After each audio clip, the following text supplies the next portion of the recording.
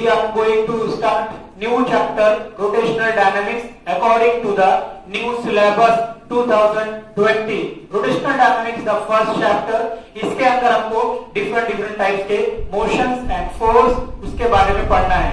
Now the chapter title is rotational dynamics. आप में से कई लोगों को पता होता है rotational motion क्या है. Now students, rotational motion का मतलब ये होता है कि किसी भी ऑब्जेक्ट पे फोर्स लगाया जाए, अगर वो ऑब्जेक्ट अपने ही एक्सिस पे रोटेट हो तो उसके मोशन को कहा जाता है rotational motion. Now what is the dynamics? Let us see.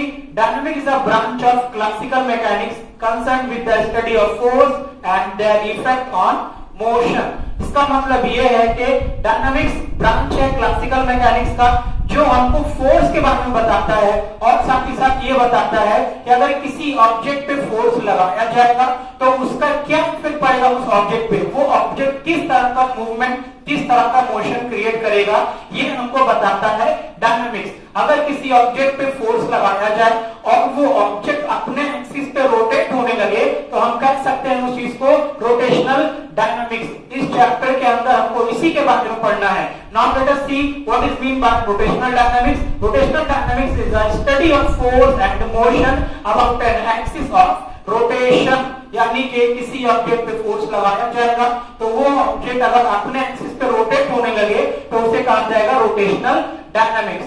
अपने डेली लाइफ में हम डिफरेंट टाइप के मोशंस को देखते रहते हैं. डिफरेंट टाइप के मोशन जैसे कि first example of the motion is circular motion. अगर कोई ऑब्जेक्ट अपने मूवमेंट से एक सर्कल क्रिएट करता है तो उसके मोशन को कहा जाएगा सर्कुलर मोशन. किसी ऑब्जेक्ट पे फोर्स लगाया जाए और वो ऑब्जेक्ट एक सर्कल डिस्क्राइब करे तो उसके मोशन को नाम दिया गया है सर्कुलर मोशन. मिसाल के तौर पर हमारी अर्थ वो सूरज के एतराफ में, हमारी अर्थ सन के अराउंड में सर्कुलर मोशन में मूवमेंट कर रही है तो हमारी अर्थ एक सर्कल डिस्क्राइब करती है according to the around the sun, इसीलिए इसके मोशन को कहा जाएगा circular motion. Now next example, अगर कोई ऑब्जेक्ट पे फोर्स लगे और वो ऑब्जेक्ट बिल्कुल स्ट्रेट डायरेक्शन में आगे बढ़े तो उसके मोशन को कहा जाएगा लीनियर मोशन. लीनियर मोशन में ऑब्जेक्ट सर्कल डिस्क्राइब नहीं करता है, वो एक ही डायरेक्शन में आगे बढ़ता है. मिसाल के तौर पर अगर मेरे पास एक गन है, उसको मैं किसी पर्टिकुलर डायरेक्शन में पॉइंट करता हूं और फायर करता हूं तो फायर करने के बाद जो बुलेट है उसमें से निकलेगी और किसी एक पर्टिकुलर डायरेक्शन में बिल्कुल स्ट्रेट ट्रैवल करेगी. तो अगर ऐसा मोशन जिसमें पार्टिकल या ऑब्जेक्ट बिल्कुल स्ट्रेट डायरेक्शन में ट्रैवल करे तो उसके मोशन को कहा जाएगा लीनियर मोशन. वही अगर ये कर्व बनाता है तो उसके मोशन को कहा जाएगा कर्वी लीनियर मोशन. मिसाल के तौर पर अगर मेरे पास एक पत्थर है और मैं उसको हवा में फेंकता हूं तो वो पत्थर इस तरह से उड़ेगा और ऊपर जाकर फिर नीचे गिरेगा, वो एक कर्व को डिस्क्राइब करेगा तो उसके मोशन को कहा जाएगा कर्वी लीनियर मोशन. ना उसी तरीके से स्टूडेंट अगर कोई ऑब्जेक्ट अपने ही जगह पे रोटेट होता है तो उसके मोशन को कहा जाएगा रोटेशनल मोशन. इस चैप्टर के अंदर हमको वन बाय वन सारी चीजों को देखना है. Now let us start the first question of this chapter. What is circular motion? The first question is what is circular motion? Circular motion क्या होता है? कोई ऑब्जेक्ट अगर अपने मोशन से सर्कल डिस्क्राइब करता है, एक कंप्लीट सर्कल बनाता है तो उसके मोशन को कहा जाता है circular motion. Now let us see the answer of this question. Circular motion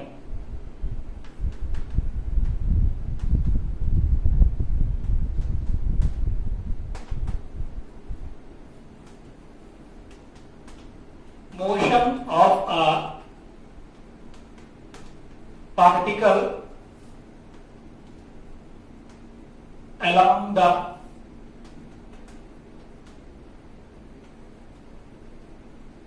circumference of circle is called circular motion. कोई भी पार्टिकल का मोशन जो सर्कल के सरकमफ्रेंस के साथ घूमे तो उसके मोशन को सर्कुलर मोशन कहा जाता है। सर्कुलर मोशन में सरकमफ्रेंस क्या होता है? Let us see, consider this is a circle and this is a centre of circle. तो ये जो लाइन है इसे सरकमफ्रेंस कहा जाता है। अगर कोई पार्टिकल मोशन परफॉर्म कर रहा है और उसका मोशन इसी लाइन के ऊपर से है, इसी सरकमफ्रेंस के साथ में है और वो कंप्लीट सर्कल को डिस्क्राइब करता है, तो उसके मोशन को कहा जाएगा सर्कुलर मोशन। अगर वो इस सरकमफ्रेंस से हट जाता है, यानी कि वो इस तरह का मोशन क्रिएट करता है, तो उसके मोशन को सर्कुलर मोशन नहीं कहा जाएगा। सर्कुलर मोशन के लिए सबसे जरूरी है कि वो पार्टिकल सर्कल के सरकमफ्रेंस पर ही घूमे, तभी उसके मोशन को सर्कुलर मोशन कहा जाता है। सर्कुलर मोशन के डिफरेंट एग्जांपल्स हैं। तो let us see the example of circular motion. First example is motion of earth.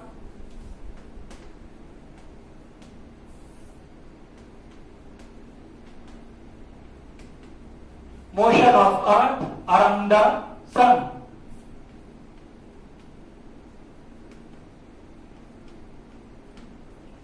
हमारी अर्थ सन के अराउंड में गोल घूम रही है, तो एक सर्कुलर मोशन बना रही है। Next example, motion of moon around the earth. जो मून है वो हमारे अर्थ के गिर्द चक्कर लगा रहा है सर्कुलर मोशन में। ये हमारी अर्थ है, तो पर्टिकुलर हाइट पर 3 लाख कुछ हजार किलोमीटर की ऊंचाई पर वो इस ऑर्बिट में गोल घूमकर हमारे अर्थ के गिर्द चक्कर लगा रहा है, सर्कुलर मोशन परफॉर्म कर रहा है। This is earth and this is moon. Now the third example is motion of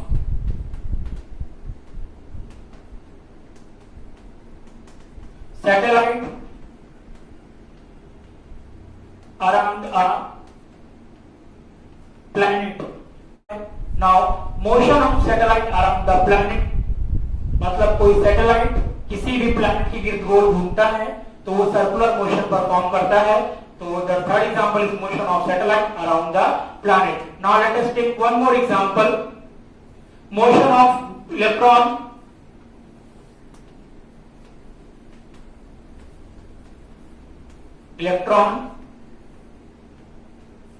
around nucleus in atom. Atomic structure में आपने ये डायग्राम में देखा होगा कि इलेक्ट्रॉन न्यूक्लियस के अराउंड में गोल घूमता है, सर्कुलर मोशन डिस्क्राइब करता है। It is also example of circular motion. तो हमने देखा सर्कुलर मोशन क्या होता है, उसके डिफरेंट एग्जांपल्स क्या हैं। नाउ स्टूडेंट्स, इस नोट्स को आपको मेंटेन करना है। एग्जाम में कभी कभी कैरेक्टरिस्टिक्स भी पूछता है कि write the characteristics of circular motion. तो let us see characteristics.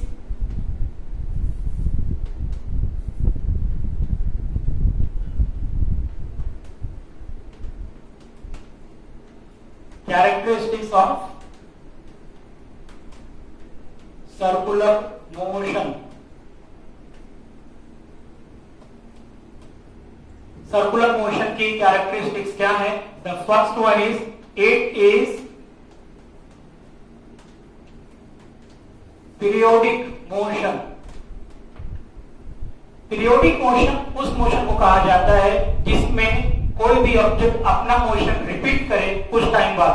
First of all, जैसे कि ये एक पार्टिकल है, ये सर्कुलर मोशन परफॉर्म कर रहा है, वो यहां से चला, कुछ टाइम बाद गोल घूमकर उसी पोजीशन पर आया और अपने मोशन को फिर से रिपीट कर रहा है उसी डायरेक्शन में। वो बार बार अपने मोशन को रिपीट करता है, इसलिए उसके मोशन को कहा जाएगा periodic motion.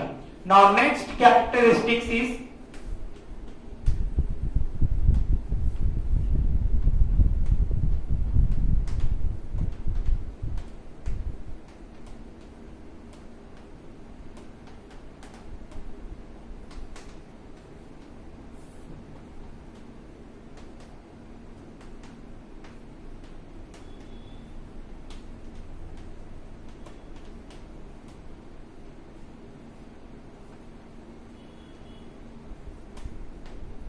Next characteristics, speed of particle in circular motion is constant but velocity changes. मतलब ये होता है जब कोई पार्टिकल सर्कुलर मोशन परफॉर्म करता है तो हर जगह पे उसकी स्पीड सेम होती है, लेकिन वेलोसिटी डिफरेंट पोजीशन पे चेंज होती रहती है।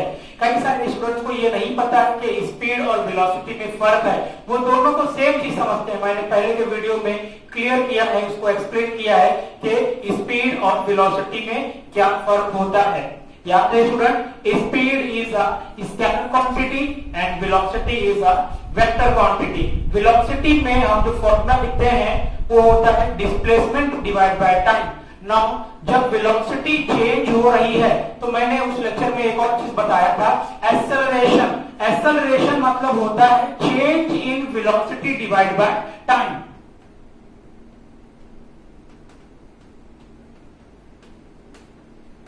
वेलोसिटी चेंज होगी अगर तो एक्सेलरेशन बनता है। तो जब कोई सर्कुलर मोशन परफॉर्म हो रहा है तो उसमें वेलोसिटी चेंज हो रही है, इसका मतलब एक्सेलरेशन बन रहा है। तो जब एक्सेलरेशन बन रहा है तो कैरेक्टरिस्टिक्स में एक पॉइंट और जुड़ता है कि सर्कुलर मोशन एक्सेलरेटेड मोशन होता है।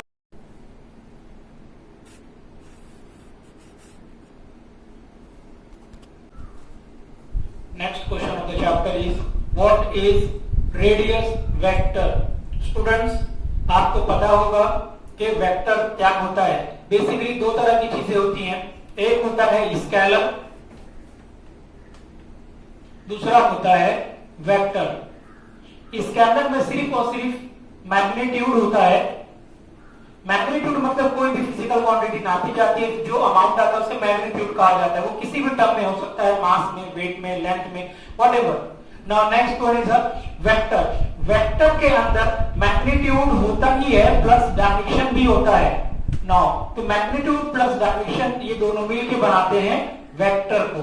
तो हमारा जो क्वेश्चन है उसमें लिखा गया है कि what is radius vector. Radius तो आप सभी को पता होगा कि कोई भी सर्कल है, अगर सेंटर से सरकमफ्रेंस तक लाइन खींचा जाए तो उस डिस्टेंस को कहा जाता है उस सर्कल का रेडियस। आप देखते हैं कि रेडियस वेक्टर सर्कुलर मोशन में क्या होता है।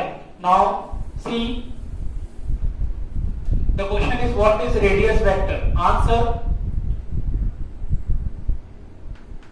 a vector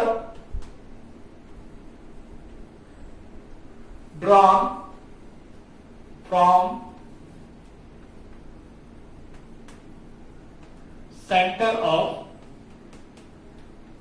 circle to the position of particle on the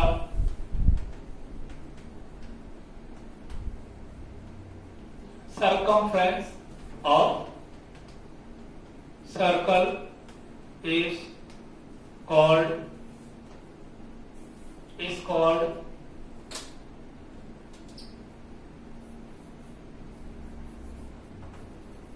radius vector। इसका मतलब ये है कि अगर कोई सर्कल है, this is a circle, consider,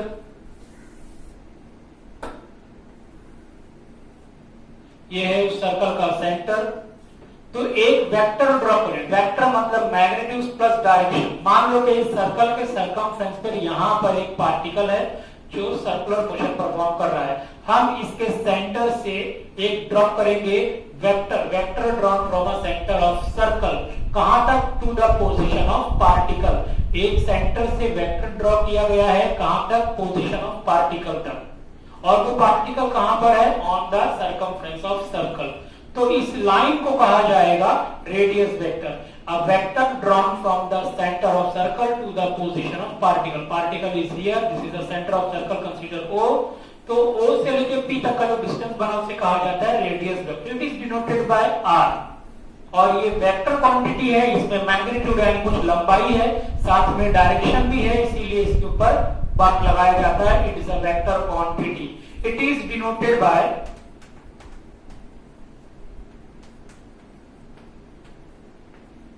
R। इसका फॉर्मूला है radius vector is equal to मान लो कि ये पार्टिकल यहाँ पर है और ये सर्कुलर मोशन डिस्क्राइब कर रहा है, तो it's initial position consider initial position is A, after some time ये मूव होकर कहीं और पहुंचता है, तो it is a new position consider this part is B. तो यहां से लेके वहां तक कितना डिस्टेंस उसने डिस्क्राइब किया है, consider distance is called S. जब डिस्टेंस डिस्क्राइब कर रहा था तो उसके सेंटर पर यहाँ पर वो एंगल बनाता हुआ चल रहा था, तो उस एंगल का हम डिनोट करेंगे थीटा से।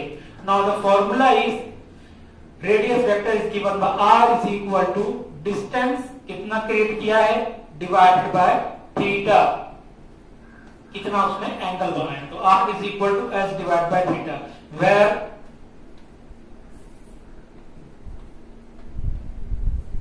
what is the r here, radius vector, what is that here, linear distance,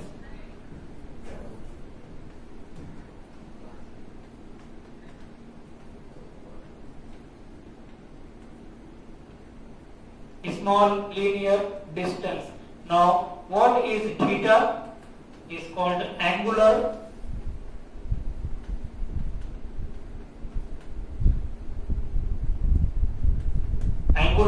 displacement. Now let us see what is SI unit. SI unit is, ये रेडियस है, रेडियस को लंबाई भी नापा जाता है, इसलिए SI यूनिट इसकी होगी metre. What is the dimension, dimension में तीन चीजें लिखते हैं, लेंथ, मास और टाइम। तो इसके अंदर सिर्फ और सिर्फ लंबाई का जिक्र है, ये एक वेक्टर है रेडियस के फॉर्म में, इट्स अ लेंथ, तो ओनली यहां पर आएगा L1, इसमें मास का इन्वॉल्वमेंट नहीं है, टाइम का इन्वॉल्वमेंट नहीं है, इसीलिए L1 M0 T0 is the dimension of radius vector. तो स्टूडेंट्स इस चैप्टर का फर्स्ट फॉर्मूला हमको मिलता है, what is the first formula,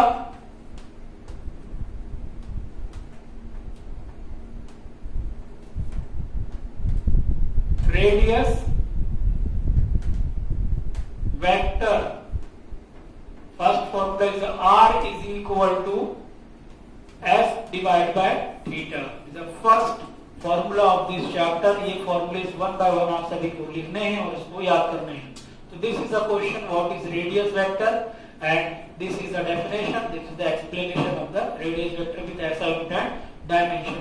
Now we have to go on next question, which is angular displacement। So let us see what is angular displacement। Now the third question of the chapter is what is angular displacement। इसको समझने से पहले आपको समझना होगा कि displacement क्या होता है। Displacement, what is mean by displacement,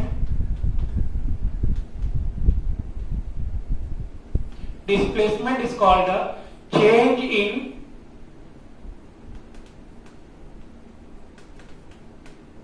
position with respect to time.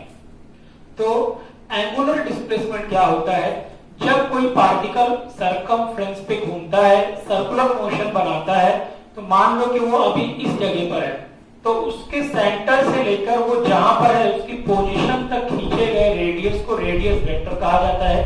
Particle अभी यहाँ पर है, वो सर्कुलर मोशन कंटिन्यू परफॉर्म कर रहा है, कुछ टाइम बाद वो कहीं और पहुंचेगा, मान लो कि वो यहां से यहां पहुंचे, तो साथ में ये रेडियस वेक्टर भी मूव होगा और ये यहां आएगा, तो उसकी इनिशियल पोजीशन और उसकी नेक्स्ट पोजीशन के बीच में जो एंगल बना है उस एंगल को डिनोट करते हैं थीटा से। नाउ अब जब वो particle continue circular motion perform कर रहा है तो थोड़े टाइम बाद वो यहां पहुंचेगा, तो रेडियस वेक्टर भी मूव होकर यहां आ जाएगा। तो आप देखोगे कि ये एंगल पहले इतना था, फिर एंगल इंक्रीज होके इतना हो गया total. Now after some time वो पार्टिकल यहां पहुंचेगा और उसका रेडियस वेक्टर भी मूव होकर इस तरफ आएगा। तो देखो जैसे जैसे वो पार्टिकल कंटिन्यू मूव हो रहा है उसके अंदर एंगल भी कंटिन्यू बढ़ रहा है, एंगल जो है वो लगातार चेंज हो रहा है, उसमें इंक्रीमेंट आ रहा है।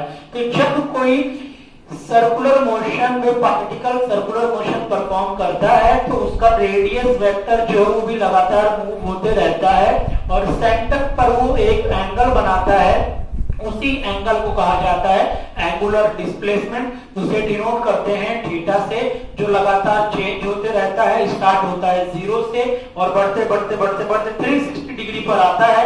उसका पोजीशन, उसका मूवमेंट एक मरतबा सर्कल कंप्लीट होता है, अगेन फिर स्टार्ट होता है, सर्कुलर मोशन कंटिन्यू परफॉर्म करता है। तो बेसिकली हम ये कह सकते हैं कि एंगुलर डिस्प्लेसमेंट क्या होता है, सर्कुलर मोशन में जो रेडियस वेक्टर होता है वो एंगल डिस्क्राइब करता है, कहां पर, सर्कल के सेंटर पर। उसी एंगल को कहा जाता है angular displacement. Now write the answer of the angular displacement. What is the question, what is angular displacement? तो let us start.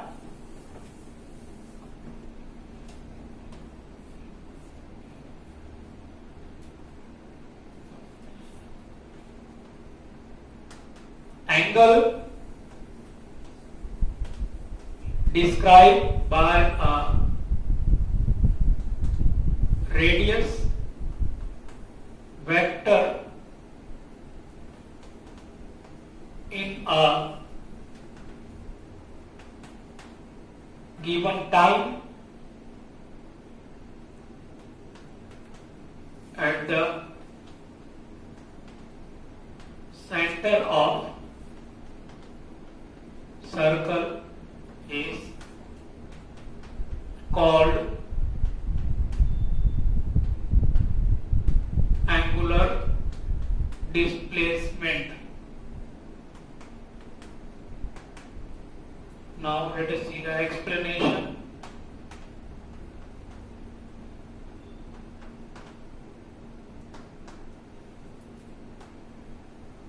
Consider this is a circle and this is center of circle, this is a particle here। तो circle के centre से particle की position तक खींचे गए line को radius vector कहा जाता है। हमने थोड़ी देर पहले देखा, डिनोट करते हैं उसको R से।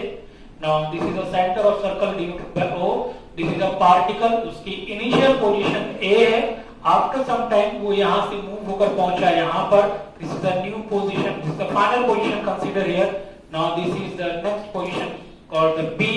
दोनों पोजीशन के बीच में जो एंगल बना है उसे डिनोट करेंगे थीटा से। पार्टिकल ने यहां से वहां तक जितना डिस्टेंस ट्रैवल किया उसको हम डिनोट करेंगे S से। Now explanation, the first point, consider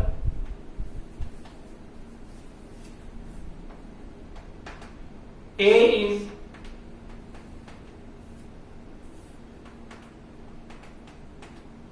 initial position of particle, B is final position of particle. Now R is a radius vector, theta is angular displacement,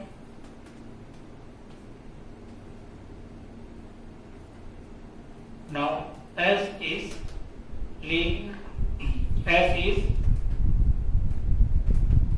length of arc, यानी इस circle में particle कहां से कहां तक चला, तो पूरे सर्कल के छोटे हिस्से को आर्क कहा जाता है।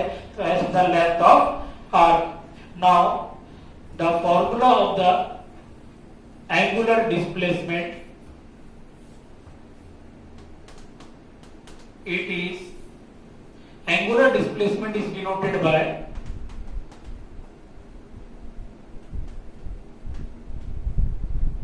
थीटा। तो basically next point of the explanation,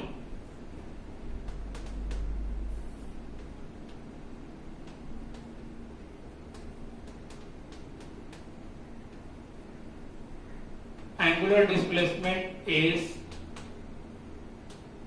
given by theta is equal to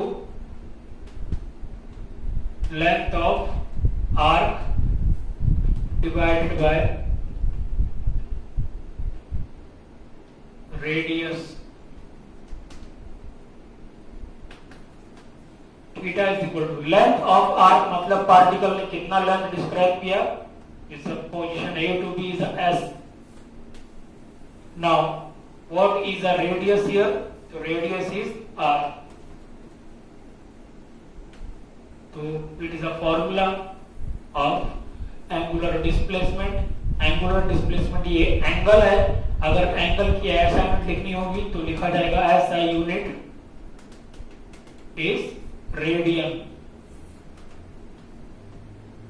now तो हमको एक फॉर्मूला और मिला है इस चैप्टर का. The next formula is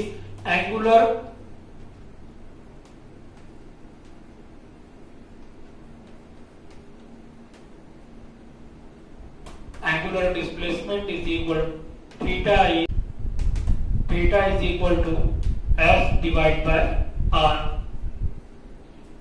Now the next question is what is angular velocity? So let us see the next question of the chapter.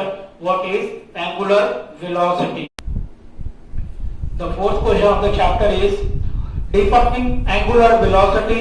State its SI unit and dimension. So let us see what is angular velocity. जब कोई particle circular motion में घूमता है तो उसके गोल में घूमने की कुछ तो रफ्तार होगी, तो उस रफ्तार को कहा जाता है एंगुलर वेलोसिटी. क्योंकि वो पार्टिकल जो गोल घूम रहा है वो सेंटर पर सर्कल बना रहा है और सेंटर पे एंगल बनाता हुआ गोल घूम रहा है. वो पार्टिकल सर्कुलर मोशन में परफॉर्म कर रहा है और साथ ही साथ सेंटर पर एक एंगल बनाता हुआ गोल घूमता है. तो उस एंगल की वजह से उसका रफ्तार का नाम पड़ गया है एंगुलर वेलोसिटी. याद रहे, जब कोई पार्टिकल बिल्कुल स्ट्रेट डायरेक्शन में चलता है तो उसकी वेलोसिटी को कहा जाता है लीनियर वेलोसिटी और इसे डिनोट करते हैं v से. लेकिन जब कोई पार्टिकल एंगल बनाता हुआ गोल घूम रहा है और उसकी कुछ रफ्तार है तो उसकी वेलोसिटी को कहा जाएगा एंगुलर वेलोसिटी और उसे डिनोट करते हैं ओमेगा से. इस सिंबल का नाम है omega. Now so this is a concept of the angular velocity. So let us see what is angular velocity. Answer: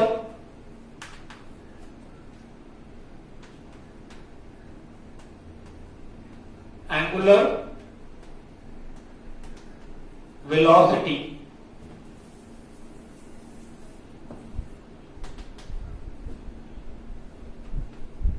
the ratio of angular displacement to the time is called angular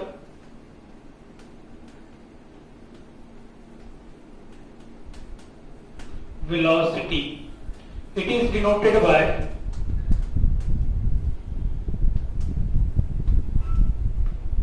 omega. Now what is the formula?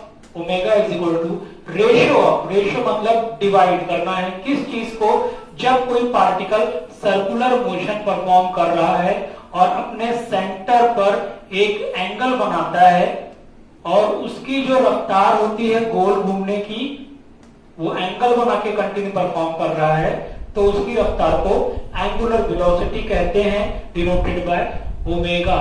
The ratio of angular displacement, angular displacement को denote करते हैं theta से, to the time divided by time.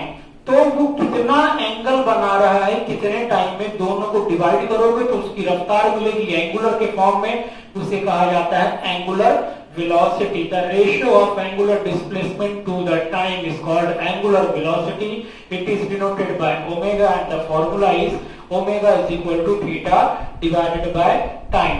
Now let us see SI unit. SI unit of angular velocity is, ऊपर angle है, angle का हमारे पास SI unit में symbol है रेडियन, शॉर्ट में लिखते हैं RAD, रेडियन पर टाइम को इंडिकेट करते हैं सेकंड में, तो radian per second is a SI unit. Now let us see the dimension. Dimension is, यहां पर एंगल को डायमेंशन में रिप्रेजेंट नहीं कर सकते हैं, इसलिए रेडियन नहीं आएगा। बट डिवाइड में टाइम है, टाइम हम लोग डायमेंशन में इंडिकेट कर सकते हैं। डायमेंशन में बेसिकली 3 चीजें लिखी जाती हैं, लेंथ, मास और टाइम। तो इसमें लंबाई का कहीं जिक्र नहीं है, इसलिए एल की क्वांटिटी 0 होगी। वजन कहीं पर नहीं है, मास क्वांटिटी 0 हो जाएगी। टाइम है लेकिन डिवाइड में जब ऊपर जाएगा तो पावर उसका -1 होगा, इसलिए t -1 आएगा। तो SI unit of angular velocity is radian per second, dimension is L0 m0 t -1।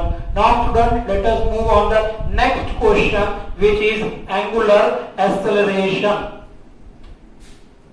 उससे पहले इसका फॉर्मूला लिख लेते हैं जो कि आगे काम आएगा। The third formula is angular velocity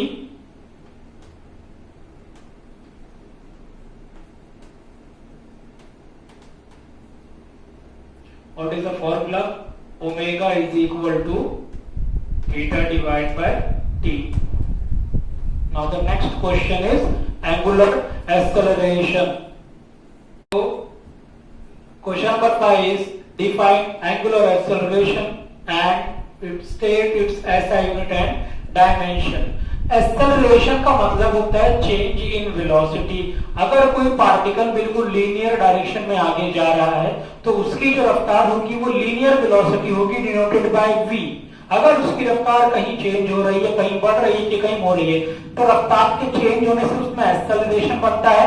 तो लीनियर वेलोसिटी चेंज होगी तो जो एक्सेलरेशन बनेगा उसे लीनियर एक्सेलरेशन कहा जाएगा, डिनोटेड बाय स्मॉल a। लेकिन जब कोई पार्टिकल लीनियर डायरेक्शन में ना चलते हुए एंगल बनाकर वो सर्कल डिस्क्राइब कर रहा है तो उसके सर्कुलर वेलोसिटी को, उसकी एंगुलर वेलोसिटी को एंगुलर वेलोसिटी कहते हैं, बिकॉज वो सेंटर पर सर्कल बनाता हुआ चलता है। नाउ जब उसकी रफ्तार अलग अलग पोजीशन पे अलग अलग होती है, जैसे कि कैरेक्टरिस्टिक्स में मैंने आपको बताया था कि velocity in circular motion change होती रहती है अलग अलग पोजीशन पे। तो जब एंगुलर वेलोसिटी चेंज होगी तो उसके जरिए बनने वाला एक्सेलरेशन भी एंगुलर होगा। लीनियर वेलोसिटी के चेंज होने से जो एक्सेलरेशन बनता है वो लीनियर एक्सेलरेशन होता है। एंगुलर वेलोसिटी के चेंज होने से जो एक्सेलरेशन बनेगा वो एंगुलर एक्सेलरेशन होगा। एंगुलर एक्सेलरेशन को डिनोट करते हैं अल्फा से और लीनियर एक्सेलरेशन को डिनोट करते हैं ए से।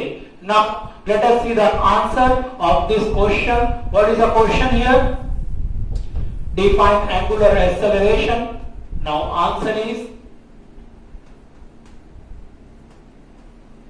Angular acceleration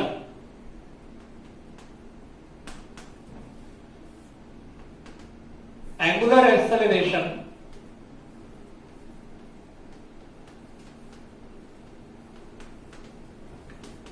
is defined as the ratio of angular velocity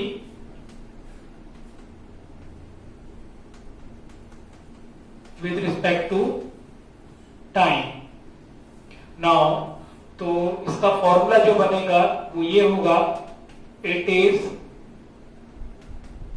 denoted by alpha and the formula is alpha is equal to the ratio of angular acceleration is defined as the ratio of angular velocity। angular velocity को denote करते हैं omega से, with respect to यानी divide में आएगा time यानी t। तो alpha is equal to omega divided by. Now let us see the SI unit. SI unit of angular acceleration. ऊपर एंगुलर वेलोसिटी है तो एंगल के लिए हमारे पास जो SI यूनिट का टर्म है वो है रेडियन, डिवाइड में टाइम है इसीलिए लिखा जाएगा सेकंड। तो radian per second is a SI unit of angular velocity. Now see the dimension. Dimension में बेसिकली 3 चीजें लिखते हैं, लेंथ, मास, टाइम। अब यहाँ पे रेडियन यानी एंगल, तो एंगल को डायमेंशन में रिप्रेजेंट नहीं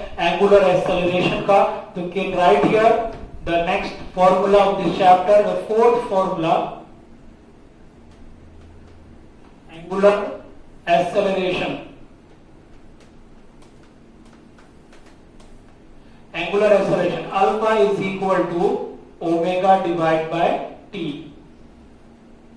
Now the next question is what is linear velocity? Linear velocity exam में आता है, साथ में उस पे जो रिलेशन है linear velocity and angular velocity का वो भी एग्जाम में आता है. It's an important question. Let us see what is linear velocity and what is the relation between linear velocity and angular velocity. Now next question and a very important question of this chapter, define linear velocity and derive the relation between linear velocity and angular velocity. You know what is linear velocity and what is angular velocity. First of all, let us see what is the difference between them. If particle is performing circular motion, this is a circle and this is the center of circle, and here is a particle continue moving in anti-clockwise direction, circular motion perform कर रहा है वो. तो मान लो कि इस particle की जो इनिशियल वेलोसिटी है, अगर वो पार्टिकल बिल्कुल स्ट्रेट आगे जा रहा है और उस डायरेक्शन पे अगर इसका कांटेक्ट सेंटर से टूटता है तो बिल्कुल सीधा भागेगा, तो जिस रफ्तार से ऊपर जाएगा उसकी वेलोसिटी को कहा जाएगा लीनियर वेलोसिटी. लेकिन अगर वहां ऊपर ना जाकर कर्व में गोल घूमता है और कंटिन्यू गोल घूमता हुआ सर्कल डिस्क्राइब कर रहा है तो उसकी इस रफ्तार को कहा जाएगा एंगुलर वेलोसिटी. सर्कुलर मोशन में जब पार्टिकल परफॉर्म करता है तो 4 पोजीशन पर वो लीनियर फॉर्म में वेलोसिटी डिस्क्राइब करता है और बाकी की जगह पे एंगुलर फॉर्म में, जहां जहां कर्व बनता है वहां पे उसकी एंगुलर वेलोसिटी होती है and maximum point and bottom point and mid position पर उसकी वेलोसिटी लीनियर फॉर्म में होती है. तो इन दोनों के बीच में क्या रिलेशन है हमको इस टॉपिक के अंदर बताना है. तो फर्स्ट ऑफ ऑल क्वेश्चन क्या है, डिफाइन लीनियर वेलोसिटी, इसका डेफिनेशन लिखना है, फिर इन दोनों के बीच में रिलेशन को डिराइव करना है. Now let us start the answer of this question. Answer, define linear velocity. तो first of all see what is linear velocity. Linear velocity, distance traveled by the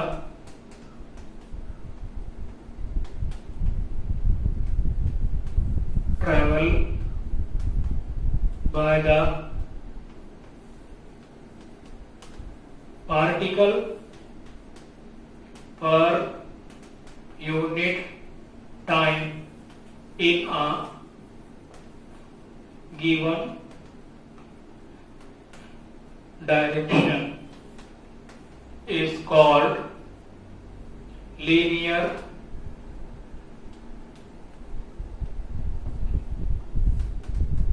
velocity. Now it is denoted by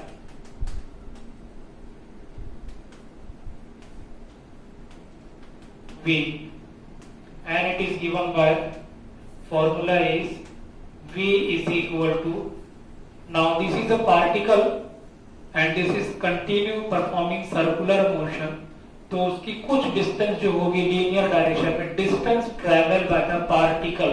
तो मान लो कि particle यहां से यहां गया है, तो यहां से यहां तक के डिस्टेंस को s से डिनोट करेंगे. Basically it's a small distance, इसके पहले के क्वेश्चन मैंने एक्सप्लेन किया है.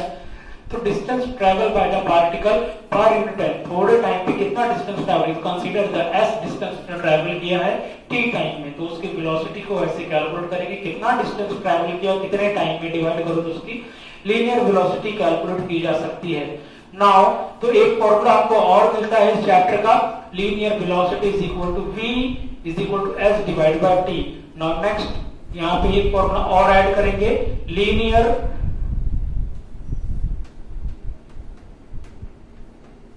velocity v is equal to s divided by t.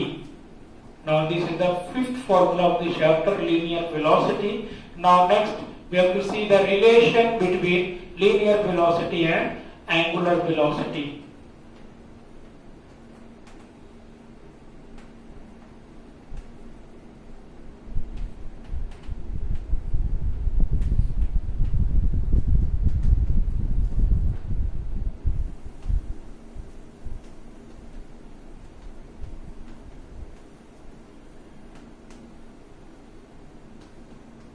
relation between linear velocity and angular velocity.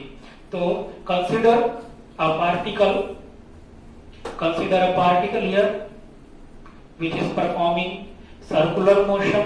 This is the center of the circle and this is a particle. This is a radius vector. Centre इसका O है. Centre से लेकर particle की position तक खींचे गए radius को radius vector कहा जाता है.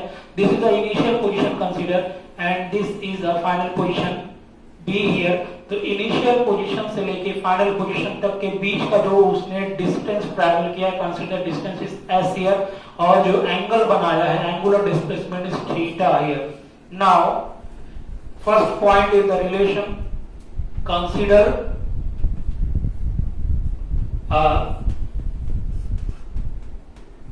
particle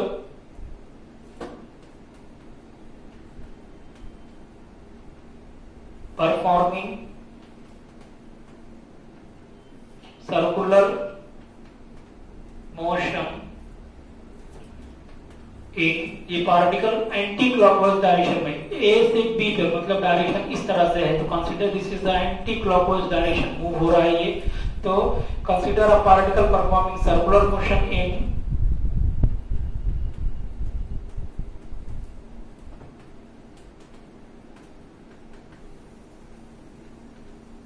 in anti-clockwise direction with radius r and center O. एक पार्टिकल है जो सर्कुलर मोशन परफॉर्म कर रहा है एंटी क्लॉकवाइज डायरेक्शन में r रेडियस से और O सेंटर बनाते हुए.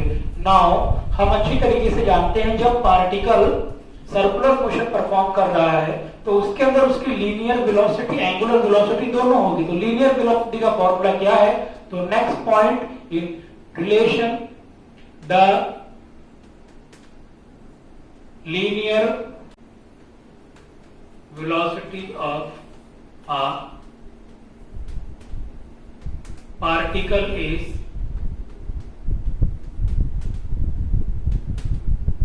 बिकॉज एक पार्टिकल जब गोल घूम रहा है तो उसकी कुछ पर्टिकुलर जगह पे लीनियर वेलोसिटी है और ज्यादातर एंगुलर वेलोसिटी. तो linear velocity of particle already हमने कैलकुलेट किया हुआ है. वो क्या है? Linear velocity of particle is v is equal to s divide by t. Now हम अच्छी तरीके से जानते हैं, हमारे पास एक फॉर्मूला और भी है एंगुलर डिस्प्लेसमेंट का. The angular